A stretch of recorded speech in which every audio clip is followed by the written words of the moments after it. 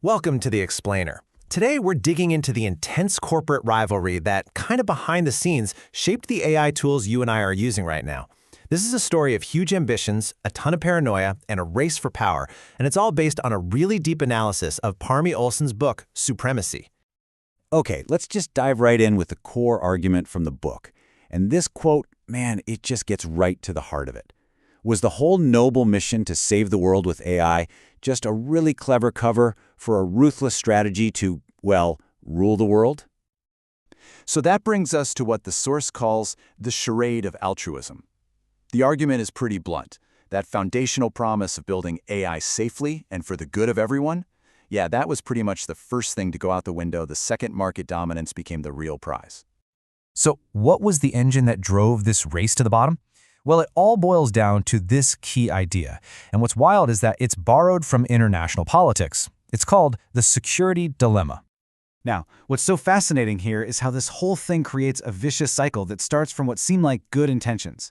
Think about it. One group says they're building safe AGI to protect us all. But a rival group looks at that and doesn't see safety. They see a monopoly, a threat. So they feel forced to speed up their own work, and before you know it, safety guardrails get thrown out the window by everybody. And this shows that feedback loop perfectly. You've got DeepMind, backed by Google, on this grand mission. But that move is seen as a major threat by people like Elon Musk and Sam Altman. So what do? They create OpenAI, specifically to be a counterforce. And the competition between them just gets so intense that it forces both of them to move faster and faster, not slower and safer. Okay, so let's get to know the two main players in this drama, DeepMind and OpenAI.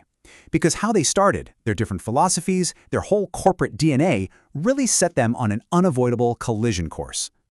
And this table just lays it all out, side by side. On one hand, you have DeepMind, starting out very cautious, academic, kind of like an ivory tower research lab. And on the other, you've got OpenAI, built from day one to be aggressive, product-focused, and specifically to stop Google from getting a monopoly on AI. So, how does a philosophical disagreement like this spiral into an all-out, no-holds-barred arms race for the market? The answer is way faster than anyone could have imagined. I mean, just look at this timeline. In just a few years, it was just bang, bang, bang. It goes from OpenAI being founded out of this fear of a monopoly to DeepMind's absolutely shocking AlphaGo victory. Then a technical breakthrough comes along that completely changes the rules. And finally, bam, ChatGPT gets released to the public, and the whole quiet race just explodes into a global spectacle. DeepMind's victory with AlphaGo was that moment when the so-called God code suddenly seemed real, like it was within reach.